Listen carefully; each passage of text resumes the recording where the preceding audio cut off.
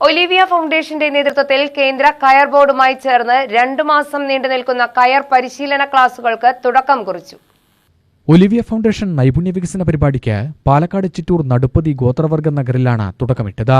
ആദ്യഘട്ടമെന്ന നിലയിൽ 20 സ്ത്രീകളടങ്ങുന്ന സംഘത്തിനാണ് കേന്ദ്ര സർക്കാരിന്റെ മഹിളാ കാര്യയോജനയുടെ കീഴിൽ പരിശീലനം നൽകുന്നത്. പ്രദേശത്തെ തൊഴിൽരഹിതരായ സ്ത്രീകളുടെ സഹകരണ സംഘം രൂപീകരിച്ച് സ്വയം പര്യാപ്തത കൈവരിക്കുക എന്നതാണ് ഒലിവിയ ഫൗണ്ടേഷൻ ലക്ഷ്യമിടുന്നതെന്ന് ഫൗണ്ടേഷൻ സിഇഒ അജിത് കുമാർ വർമ്മ പറഞ്ഞു.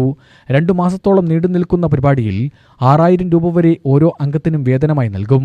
കോഴ്സ് നീട്ടുന്നതിനും അധികം പേരിലേക്ക് പരിപാടി വ്യാപിപ്പിക്കാനും കയർ ബോർഡ് ലക്ഷ്യമിടുന്നു. Coir board Kannur sub regional officer Shaiju പരിശീലന പരിപാടി ഉദ്ഘാടനം ചെയ്തു. അജിത് കുമാർ വർമ്മ അധ്യക്ഷത വഹിച്ചു. ഫൗണ്ടേഷൻ പ്രൊജക്ട് കോർഡിനേറ്റർ ശ്രീജ, പരിശീലകരായ കൃഷ്ണകുമാരി, ട്രൈബൽ കോർഡിനേറ്റർ ബിന്ദു എന്നിവർ സംസാരിച്ചു. Olivia foundation chief project manager Gautham Ramakrishnan നന്ദി പറഞ്ഞു.